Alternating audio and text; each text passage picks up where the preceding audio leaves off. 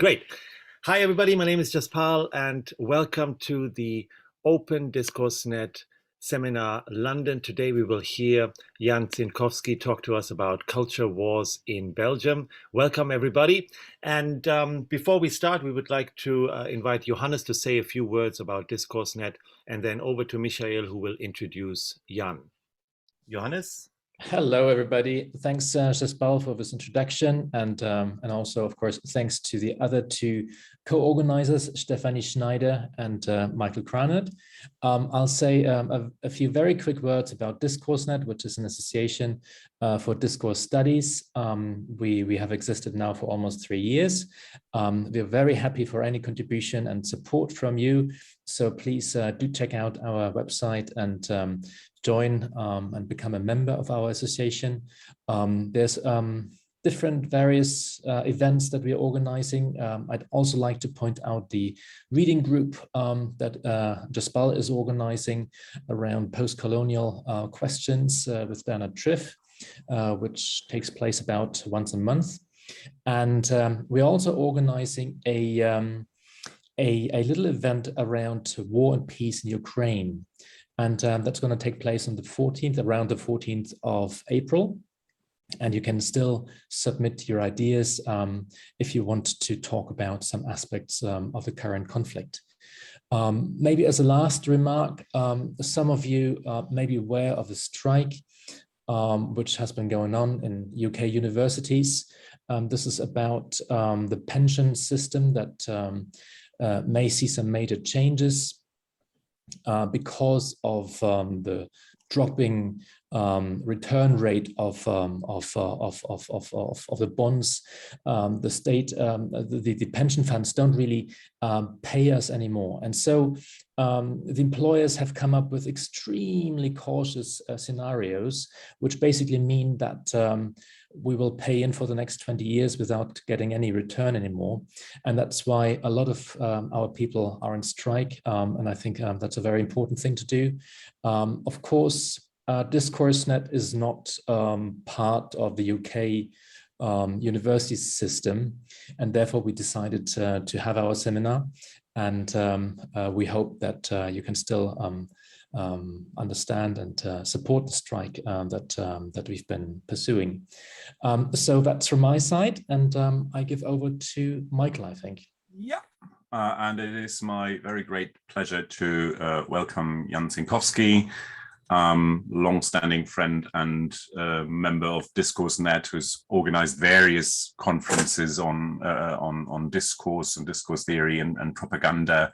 Jan is a chair in strategic communication at the University Libre Brussels and combines linguistic pragmatics and post-structuralist thinking, reflexivity and critique, and has lately worked on metapolitics, a concept that I find really fascinating.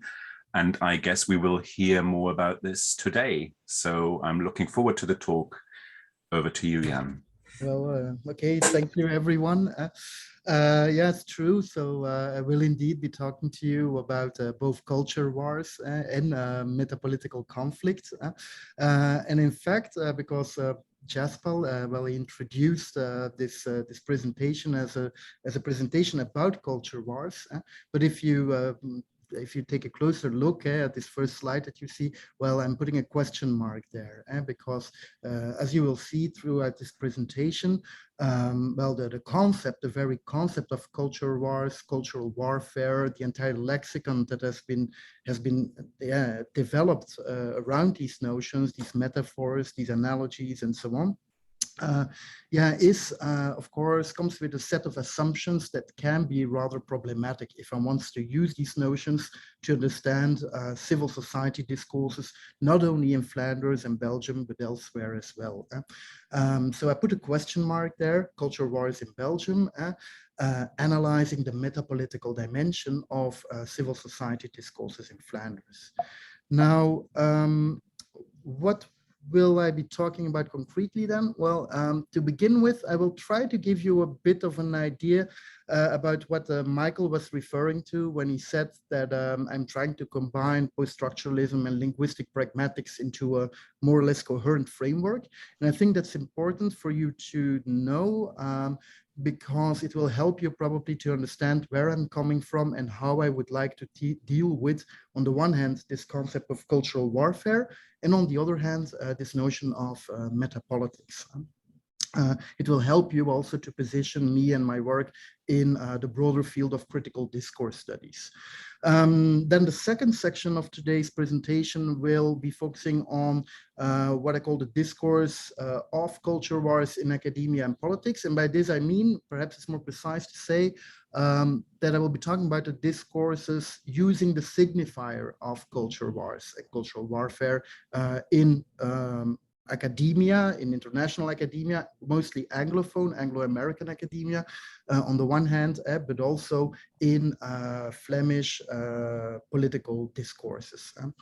And then in the last section, in order to complete my my argumentation, I will suggest that rather than thinking in terms of cultural warfare ourselves and to use this as an interpretive scheme for analyzing contemporary controversies, that we may want to opt for another alternative notion that I've been working on for some time now, for the last 2 years, called metapolitics, which I interpret in a very particular way, and which should really be distinguished from some other uses, as you will find, amongst other things, on the far right, for instance. And afterwards, of course, I will end with some preliminary observations. So today's presentation is very much ongoing work.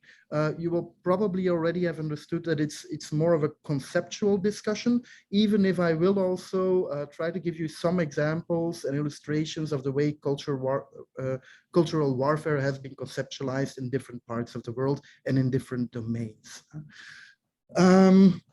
But let me start with where I position myself in critical discourse studies and what I've been trying to do throughout my work. And I will try to explain this a little bit in order to give you an idea of what I'm talking about when I'm talking about discourse and articulation. Because as you know, of course, as discourse scholars, it's important to give an indication of what specific approaches I would be working with.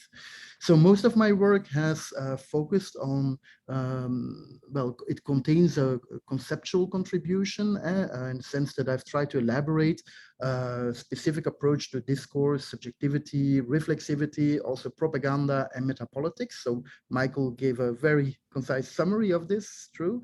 But I've also tried to put these notions at work, especially in a kind of heuristic that I've been trying to develop, a heuristic grounded in a relational ontology based on the one hand on post-structuralist insights coming mostly from Essex style discourse theory, but also trying to integrate this with certain insights from early pragmatism on selfhood and interaction and linguistic pragmatics as the study of language use in context, basically. And I've tried to apply this heuristic framework in a series of analyses.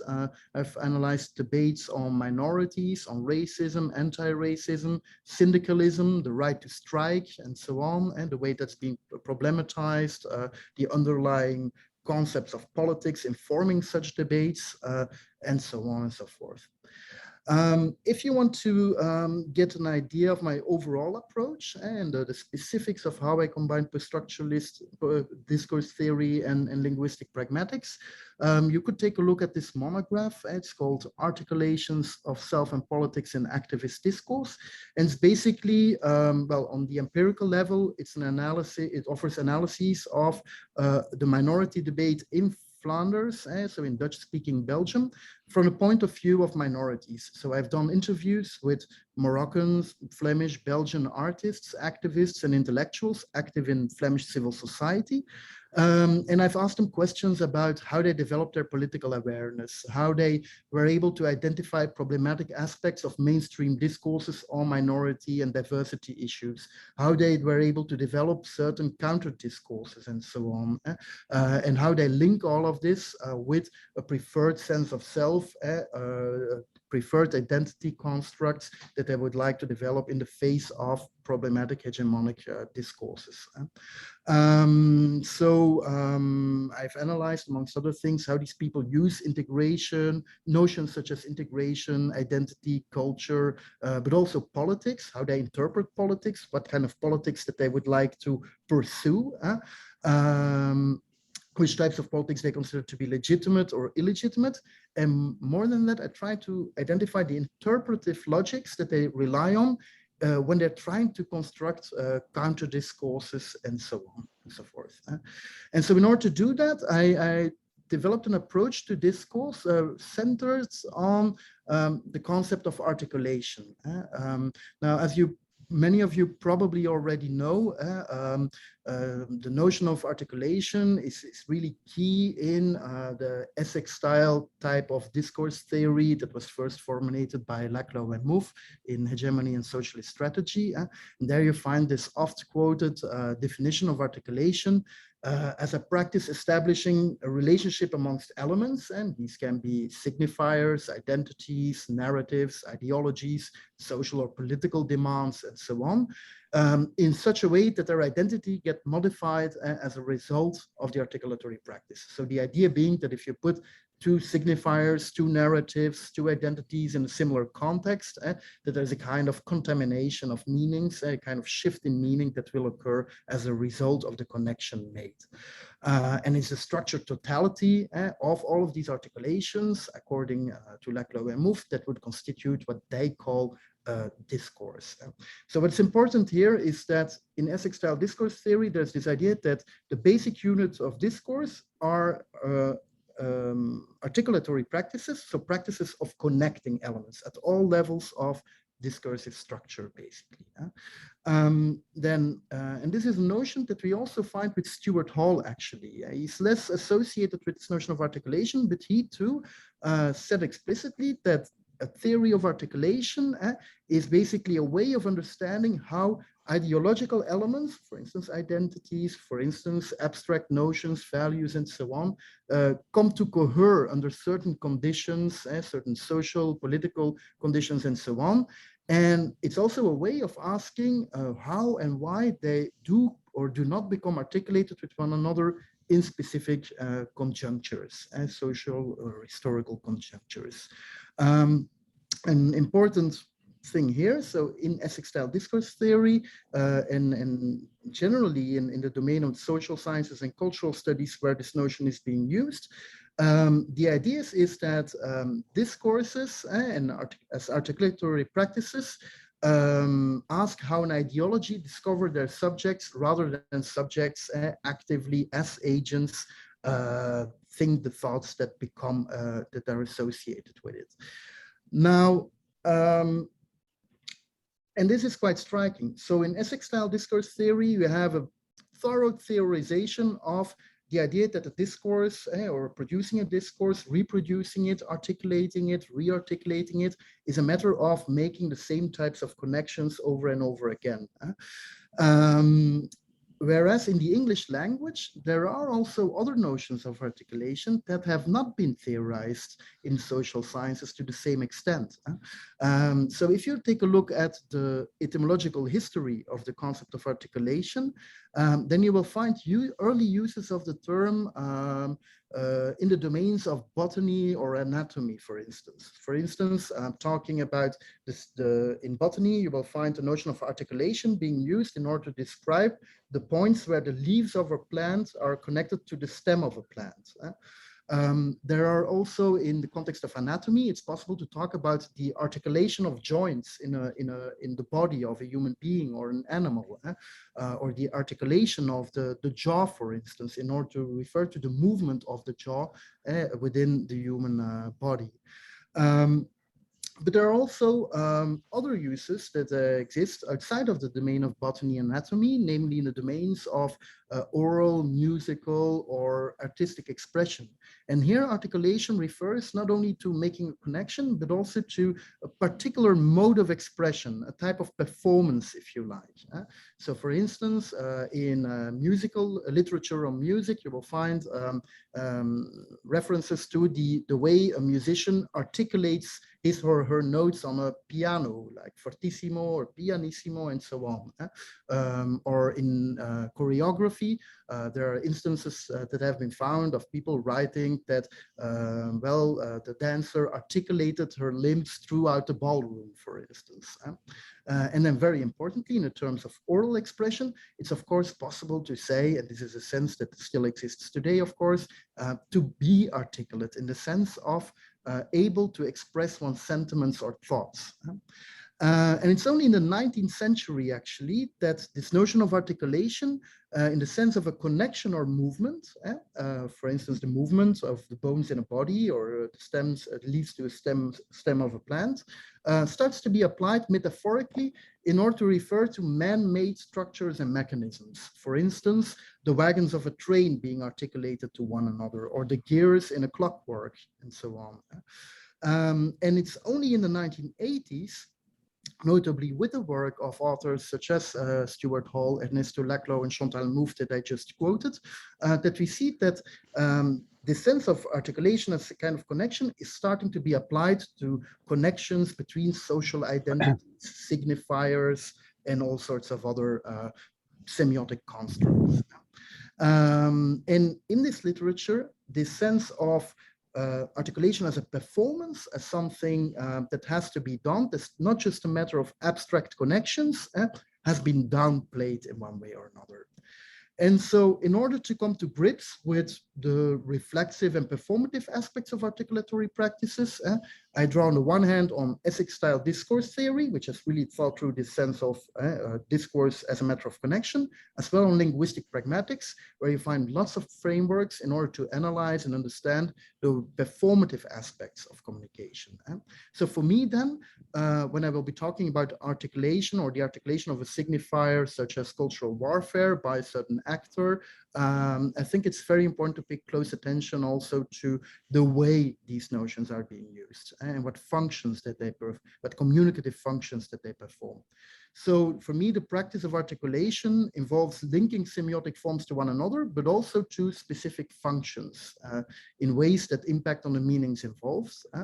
In the sense also that every act of articulation involves a performance, and therefore choices that have to be made at all levels of discursive structure. Whenever we make a statement, we choose certain phonemes, we put emphasis, we choose words from a certain lexicon, from a certain repertoire, we make certain grammatical choices and not others. We don't do that with the same degrees of linguistic or discursive awareness at all levels, but nevertheless, we constantly make choices out of a variable range of options provided by language, provided by the context in which we have been socialized, and so on. And we adapt these elements to specific contexts for specific communicative purposes that can always be challenged, of course, by our interlocutors, which is the principle of negotiability. So the pragmatic principles of variability, adaptability, and negotiability operate throughout all stages of discursive production and reception. And so, so what I try to do with integrating pragmatics and post-structuralism then is to draw attention that both discourse and politics involve the making of choices, and that the awareness that we can develop with respect to the way we make these choices basically lays the foundation for our political awareness to emerge. So last slide that I have here on this notion of articulation is a slide in which you can find my kind of definition of discourse as an articulatory practice. So I would say that, my concept of discourse is kind of multimodal, performative, and potentially reflexive practice also leads to a particular heuristic, a particular way of analyzing things. For instance, I'm very much interested in the interpretive functions of particular articulations. And so my research questions quite often involve questions such as what interpretive functions does a signifier such as culture war, for instance, perform in relation to some aspect of discourse. And so I could investigate, for instance, its relationship to other signifiers such as wokeness, leftists, elites that often co-occur in the context where this notion is being used. But it would also be possible to investigate how this notion of culture war relates to the preferred sense of self and society of the person articulating this term. You could investigate it in relation to arguments, narrative structures, or the power relationships that are perceived by the enunciator in a particular society. And it would even be possible, of course, to investigate how the notion of culture war is being used in order to position oneself to the discourses of other actors in society, always in interpretive and functional ways. So the heuristic that I propose then is not just descriptive, it's very much based also on the idea that we too, as researchers, are involved in processes of articulation. And in there I follow Howard and Glynas, for instance, who argue that every stage of the research process consists of articulations that might impact on the meaning of what is being said. And this implies, of course, that analysts should render the interpretive functions of their discourse explicit and link them to his or her analytical framework without dominating the voices of under investigation. And they should still be recognizable. So how does all of this pertain then to the discourse of discourses that make use of this notion of cultural warfare within academia and politics?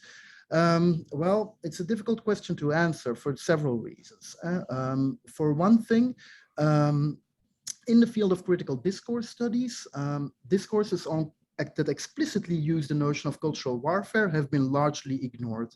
At least thus far, I haven't found, with perhaps one exception, any studies that really home in on this question. Even if, of course, within the field of CDS, CDA, and so on, you will find lots of analyses of debates that supposedly constitute the culture wars. So you will find analyses, of course, for instance, in discursive populism studies that paid much attention to the way crises are constructed, reproduced, and performed, the way antagonistic relationships between people and elites are structured in controversies over, say, migration, culture, religion, human rights, and a whole series of issues. And at the same time, this notion of cultural warfare, at least in critical discourse studies, is rarely used as a focus of investigation. At the same time, there's this observation that the metaphor of cultural warfare does circulate internationally, both in academic and in political circles. And I will give you some illustrations of that as we go.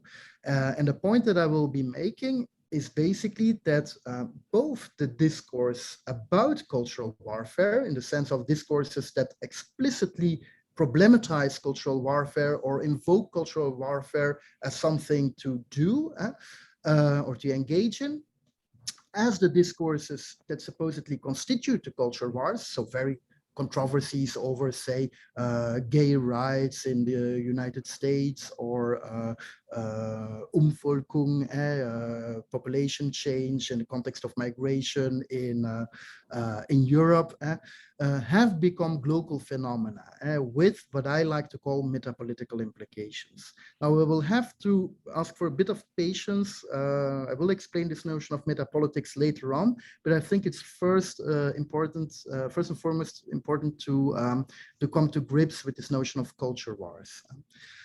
So the notion of cultural warfare is commonly associated with US research and political discourse on what one might call processes of polarization around so-called ethical and identity-related questions.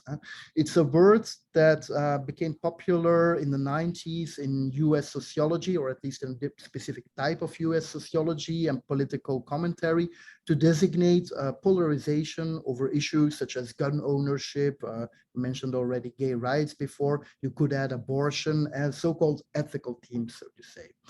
And in order to properly understand this, I think it's important to take a look at a landmark publication published in '91 by James D. Hunter called, and the title is already quite revealing, Culture Wars, the Struggle to Define America, Making Sense of the Battles Over Family, Art, Education, Law, and Politics. So we're talking about struggles that somehow touch upon America's essence, so to say. Other authors talk about America's soul, even. And a process of sense-making that really touches on a wide diversity of, in principle, separate, at first sight, separate domains. Family, art, education, law, politics are just a couple of these domains. Now, in '91, Hunter argued that in Culture Wars, conservative and progressive predispositions regarding religious and non-religious sources of authority are clashing in a struggle over what he called a domination of one cultural and moral ethos over all others. So it's a kind of conflict, controversy, where winner-take-all mentality is reigning. Now, in the US, on the political scene, the notion became particularly popular among neoconservative politicians and commentators who conceived their own political project as a kind of struggle against the legacy of the new left countercultural movements of the 1960s in very antagonist terms. So we're dealing here with an ideology that relied on this concept of cultural warfare in order to counter, the different new social movements and their projects that we saw emerging after '68 or around '68, so to say.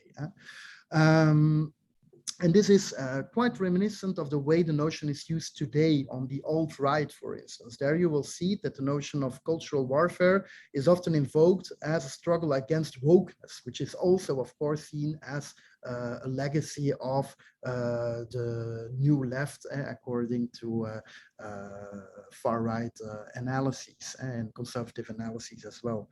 Now, in his more recent book, published in 2019, Hartman claims that the front lines of the US culture wars have moved.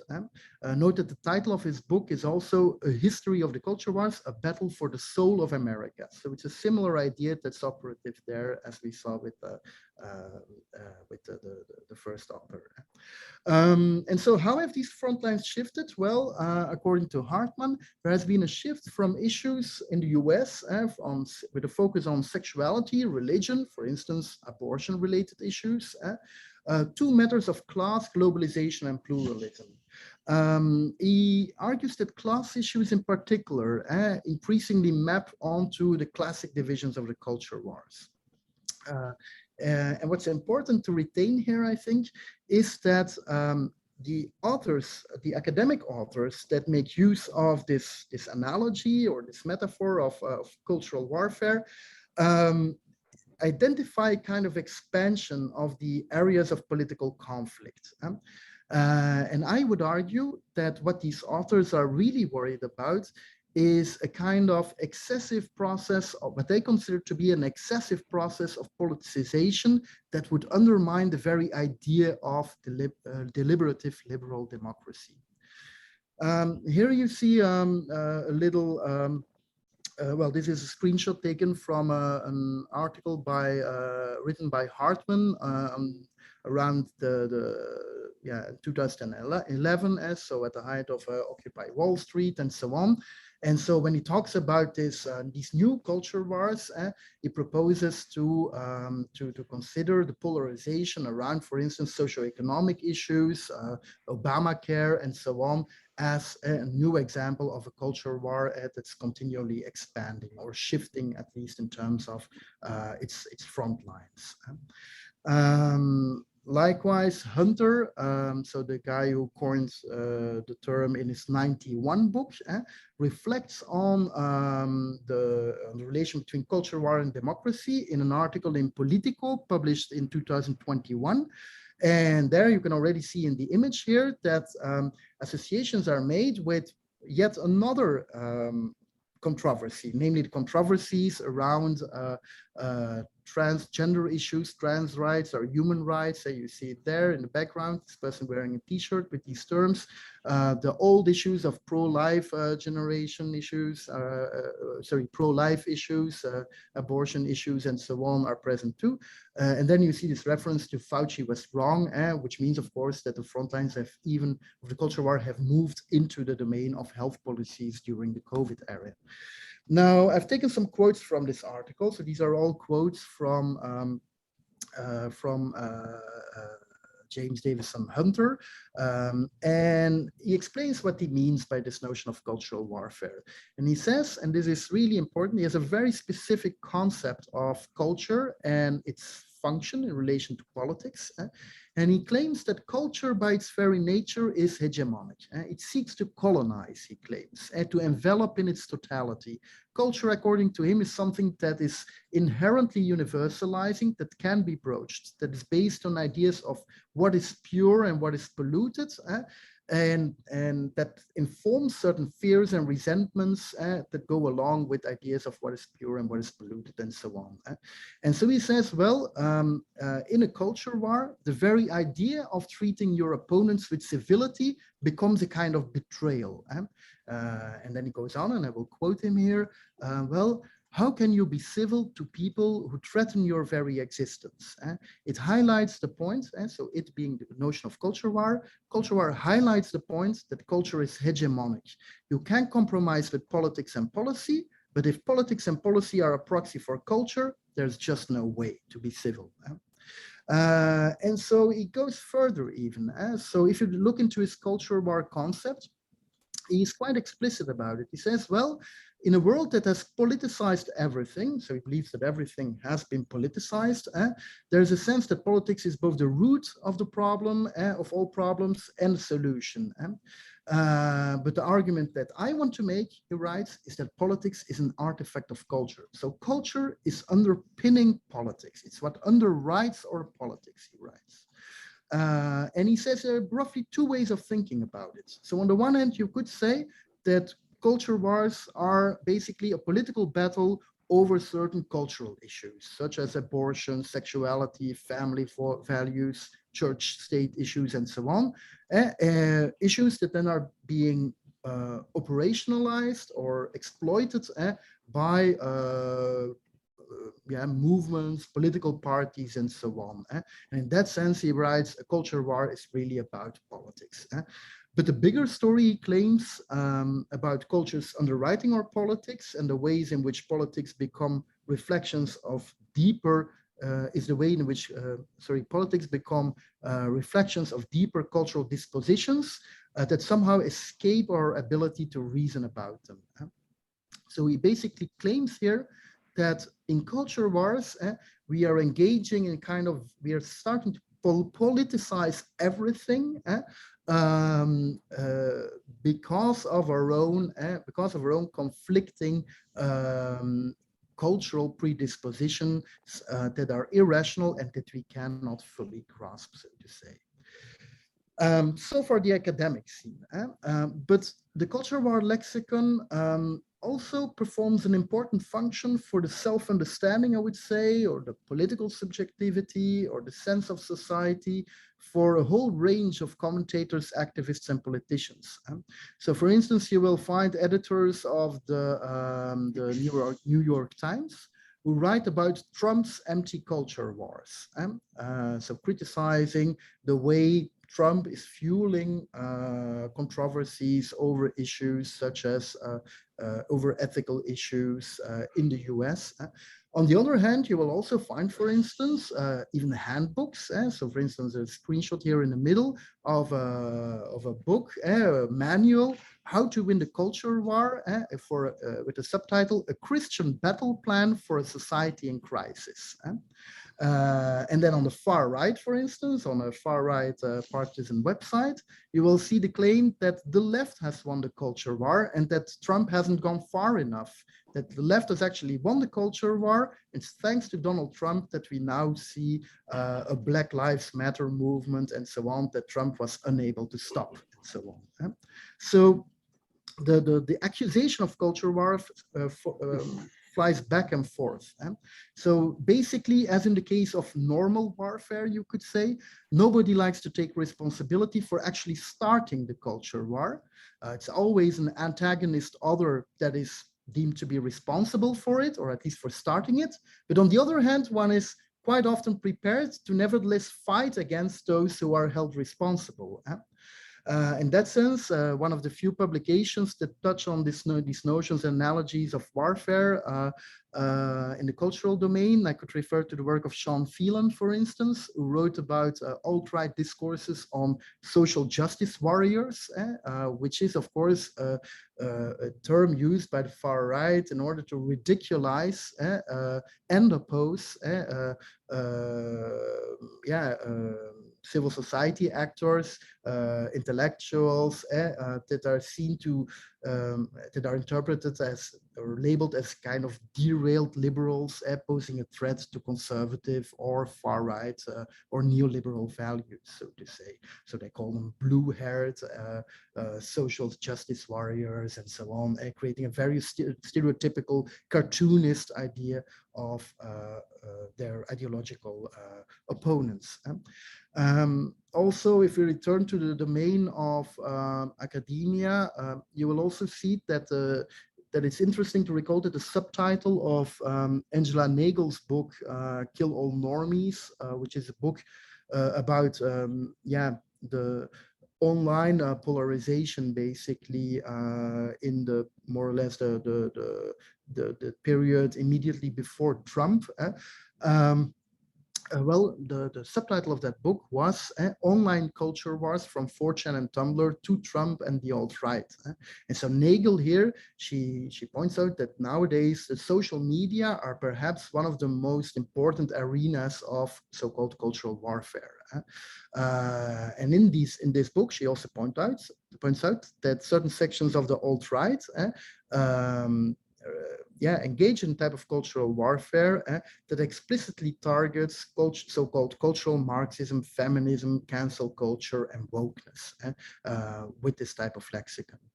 So by now, academics have basically used the term in analyses of online and offline discourses in order to understand polarization around ethno-linguistic, culturalist, nationalist struggles, as well as in analyses of conflicts over multiculturalism, gender, and so on, in a variety of countries. So that if you look for the term cultural wars or cultural warfare, you will find analyses from debates being analyzed in Egypt to South America and in different parts of the world, basically. So academics use the notion, for instance, if I applied it amongst other things to UK media discourse on the Brexit, framing the Brexit as a type of culture war, the conflict within Europe between the EU and Orban's Hungary, for instance, is also framed in terms of, has also been framed in terms of a culture war, and it goes on and on like that. And in Politico, so the Anglophone political journal, one talks about Trump as the culture war president, but also, once again, conflicts in Hungary, Poland, and also in Flanders have been labeled as culture wars. To give you an example, one article on Politico talks about Belgium's most wanted man igniting a culture war. Now, this is a period during the COVID-19 pandemic, during which a Belgian soldier stole some arms from an arms depot from the Belgian army in order to assassinate the most famous Flemish COVID-19 virologist. And so, there was a manhunt. Police, the army, Secret Service, all went looking for this person, who would in the end be found dead in a forest, committed suicide, according to all evidence, official evidence.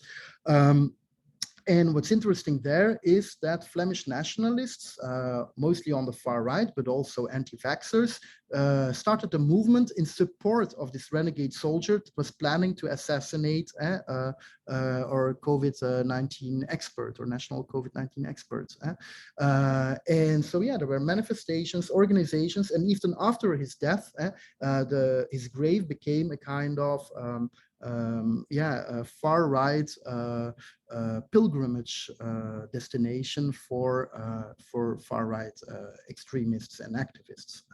And so Politico interprets this clearly from an Anglophone framework as a type of culture war.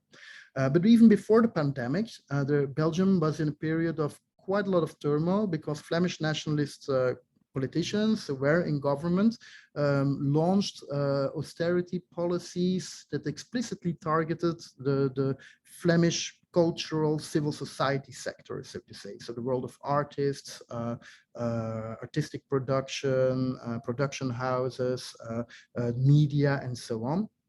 And artists, well, and over here, Politico talks about a new battleground emerging in these culture wars, namely the domain of culture, so to say. Now, if we focus on Belgium, it becomes very clear that there are no systematic content or discourse analyses of mediatized discourses articulating the concept of culture wars that have been conducted so far. And this is quite striking, especially because the notion is being used to problematize controversies in Flanders, but also, as we will see, the notion is also becoming part and parcel of certain political discourses. Now, perhaps it's important to note that the notion, the Anglophone concept of culture war can be translated in two slightly different ways into Dutch, which is the Flemish is a variation of Dutch. And that's on the one hand, you have cultuuroorlog. Oorlog means war. So cultuuroorlog is the most literal translation of culture war, similar to in German Kulturkrieg, from which the Anglophone notion is actually borrowed. But it's also possible to translate it as cultuurstrijd, which means cultural struggle or battle. And so this notion is often associated with a slightly more positive connotation, sometimes as a kind of or it could be about a kind of emancipatory struggle, for instance. So it would be possible for a Flemish nationalist to frame his or her own struggle for Flemish independence as a type of cultural struggle. Which that would translate both as culture war, potentially translates as culture war, or as cultural struggle. Now, in the upcoming slides, I will try to give you some examples of the way the term culture war and terms culture war and cultural struggle, cultuuroorlog and cultuurstrijd have been used without making any claim on exhaustiveness. So the examples that I will provide you in the next couple of slides are really the result of a preliminary exploration of these mediatized, of certain types of mediatized discourse. So I'm at the analytical level, I'm still very much at the first stage, basically, of my research here. Now, the signifiers cultuurstrijd and culture war are regularly used in Flemish media to designate escalating polarized controversies in foreign and international public spheres. So to give you an example, it's possible to find articles that talk about the battle for the Polish soul by the conservative party PiS in Poland, who is then accused of starting a culture war about in the domains of musea, law, the courts, and so on and so forth.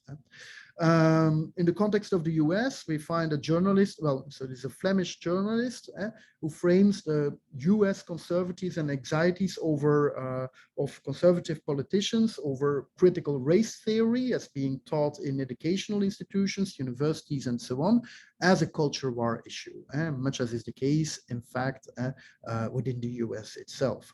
And some journalists also made references, for instance, to British media who were themselves discussing polarized debates over COVID-19 health policies in terms of culture war. Now, when the notion is applied to Flanders and Flemish debates and so on, we also see that the concept is articulated with a rather wide range of controversies. So we have these debates about the cuts of subsidies for cultural sectors, for the cultural sector in Flanders, with artists really opposing the Flemish nationalist set of reforms that are being put into place. You will find the notion in the context of debates about the neutrality of higher education institutions. You will find it in debates about racism and racism-related issues, such as you may have heard of the blackfacing tradition in the context of the Dutch and Flemish festival St. Nicholas. There have been mentionings of or uses of the notion of cultural warfare also when in the context of an internationally mediatized event, whereby during a carnival festivity in the city of Aalst, a very stereotypical images of Jews were being paraded throughout the city. Now, the term is also frequently used in order to designate, and this is important, I think, suspected attempts to escalate a particular debate in order to advance a partisan agenda. So you'll find, for instance, journalists who are rather progressive journalists, such as Mark Reinebouw, who is actually not opposed to, say, activists who describe their political program as a woke program and so on. But who nevertheless writes that the irony is that the excesses of woke, and he says, yes, they do exist, mostly gather attention in the media because they feed the conservative culture war. So here the blame for the culture war is squarely placed on the shoulders of conservative nationalist politicians. But on the other hand, we also see that the far right, if you take a look at far right media, and alt-right media, if you like, that their neo-Gramscian cultural Marxist elites are held responsible for waging a culture war against either Flemish people and culture or more broadly the European culture in general. For instance, if we take a look at a Flemish nationalist website called Doorbraak, it's a Flemish nationalist news medium, very much on the radical right, far right spectrum. There we will find articles problematizing cultural warfare as a strategy of Gramsci-inspired cultural Marxists that supposedly colonized academia and inject humanities departments with the virus of wokeness. You will also find an article, for instance, that recognizes that the far right itself has been inspired by some aspects of Gramsci's thinking, notably via the so-called Nouvelle Droite of Alain de Benoist, and says, well, yeah, okay, this type of thinking, well, in an article, well, it's a bit complicated, the argument, but it comes down to the idea that cultural warfare is a kind of right-wing Gramscianism to be embraced, and that has been put into practice in a very exemplary way by Putin, for instance. You will find examples of cultural warfare as a kind of global online battle for free speech against cancel culture, of course. Culture wars being associated with a battle of all kinds of progressives accusing the average Flemish person of racism. There are references to cultural warfare in discussions of the conflict between the EU and Hungary. And even culture wars as being part of a broader attempt to achieve so-called population change, the German notion of Umvolkung, which translates in Dutch very easily as omvolking, which also figures very much in far-right discourses. And last but not least, there are some instances of where cultural warfare is articulated with the older discourse around the clash of civilizations and so on. So conservative and far-right articulations of the notion of cultural warfare, I would argue then, well, they're not only relevant because they provide a conceptual framework for thinking controversies in very antagonistic terms, but they also have sometimes what I like to call metapolitical implications. And I will try to clarify this in a couple of moments. Specifically, implications for Flemish civil society.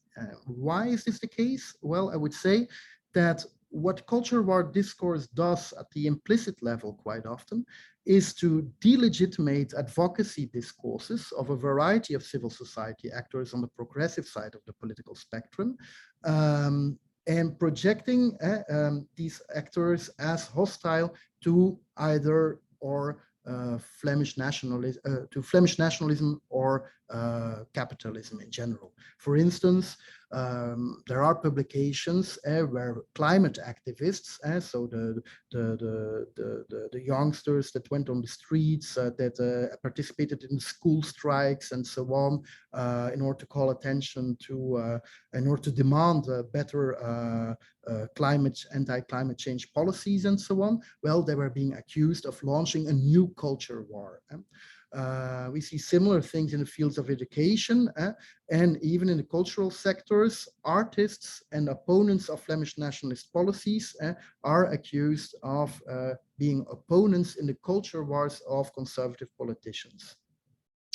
Now, what I'm arguing for then is that both the discourse about cultural warfare, so the discourses that use the term and that theorize it on the part of politicians and activists on the one hand, and the discourses that supposedly constitute culture wars have become global phenomena. So we find these, of course, these discourses are not specific to Flanders alone, even if there may be like local variations. They have what I call metapolitical implications. Explicit articulations of cultural warfare, as well as the controversies associated with the term, I would say require serious attention for this metapolitical dimension. And I will try to define now what I mean by this term, and I would be happy to take your questions on this later on. I would say that this notion of metapolitics can help us to make a distinction between politics as usual, for instance, political debates about whether or not to raise taxes or to lower them, etc., and so on, from a more fundamental type of politics that may have an impact on the public sphere in general. So metapolitics, as I conceptualize it, differs from politics as usual in the sense that it consists of practices that potentially reconfigure existing ways of doing politics, the logics and rationalities that underpin it, or the dominant power structures in the public sphere. So they can potentially, metapolitical debates then have the potential to reshape the structure of the public realm, the entities and processes that constitute it, as well as the concepts and practices of politics that underpin it. So for instance, underlying attacks on the right to strike, for instance, on the part of far-right politicians, you will find a metapolitical project that really aims to reconfigure the institutionalized relationships between the state, employers' organizations, and unions as they have been institutionalized in the Belgian public sphere, so to say. So they are not just about a little law or the regulation of public order and so on. No, they're really debates that can have an impact on the broader public sphere. So a debate is metapolitical, I would say, if its outcome may end up restructuring the relationships and identities that constitute a particular public realm. Now, when I say that more attention needs to be paid to implicit and explicit concepts of politics and the political that fuel the conflicts that some actors describe as culture wars, I think this implies that we need to analyze the implicit and explicit notions of politics that underpin these discourses. And by this, I mean that we need to pay attention to not just to the question whether this notion is being, whether the use of the notion culture war is being used in order to challenge this or that politician, or this or that, or to disqualify or delegitimate this or that political project. No, we really need to analyze its function in relation to the the democratic or anti-democratic discourses that are being justified in the process. So in order to come to grips with the processes of our ideological polarization and the multiplication of controversies, I think we need to go beyond mere analyses of the populist logic. So I think discourse analysts need to move beyond this these analyses where we point out that many discourses are polarizing because they create a distinction between an elite and the people and so on. Of course, this is part quite often of culture war discourse, but it's not enough to sufficiently understand what is going on. I think we need to investigate the interpretive functions of the signifier culture war in relation to the metapolitical imaginaries, identities, and projects of those who use the term. Now, there are some conclusions then that I think that we can already draw based on this preliminary research that I just started doing. Namely, for instance, I think that it's safe to say that the notion of culture war, as it is being currently used in Flanders and perhaps elsewhere as well, describes or informs an overly antagonistic image of conflicts in the public sphere, even if I consider this conceptual tool to be flawed in the sense that it does not really provide an explanation for what we are seeing. Nevertheless, culture war does perform important interpretive functions in a variety of political or metapolitical discourses. For instance, it's a type of discourse that clearly legitimizes some forms of politicization, while it delegitimizes others as antagonistic to entire public spheres or to entire peoples. The notion also indicates, I would say, even if it's not an accurate descriptor of what we're seeing, the notion does indicate a sense of anxiety over an expanding range of labels, identities, norms, practices, values, and institutions that are being called into question in a multiplicity of debates. So it offers a kind of conceptual framework for antagonistic conflicts between incompatible notions of politics, democracy, and culture. And at the same time, it explicit culture war discourse kind of betrays a sense of societal crisis, instability, and dislocation without explaining these anxieties in any great detail. Now returning to Hunter then, the person who coined this term in '91 in an academic publication on the issue, well, he justified his own use of the term cultural warfare as an analytical tool, arguing that, well, that he observed that people in the US actually defined their reality in belligerent terms. They had the feeling, in interviews, they said that they had a feeling that they found themselves in a kind of war over cultural issues and so on. Nevertheless, I argue against adopting the term as an adequate descriptor of reality. I propose instead to treat both academic and political articulations of the term in an analysis that pays close attention to what I call the metapolitical dimension of discourse. And there I think it's very important not to reify, essentialize, or homogenize political culture as Hunter does in the end, when he says that culture by default is hegemonic, interpreted in the sense of a completely universalizing position that leaves no room for dialogue over over deeply seated cultural values. So the idea that culture provides predispositions one cannot possibly escape, I consider to be very problematic. So I do think it's true that we live in a world where much of our reality gets politicized in one way or another. So there I am in agreement with Hunter, and it's perhaps the case that we are seeing a heightened degree of processes of politicization, but I would say that it's not politicization itself that is problematic. What may be problematic are rather, I would say, some of the anti-democratic metapolitical projects that inform some of these politicizations. And so more important than the label of cultural warfare, I would say, at least for critical discourse analysts, would be the metapolitical imaginaries that underpin the controversies it is associated with.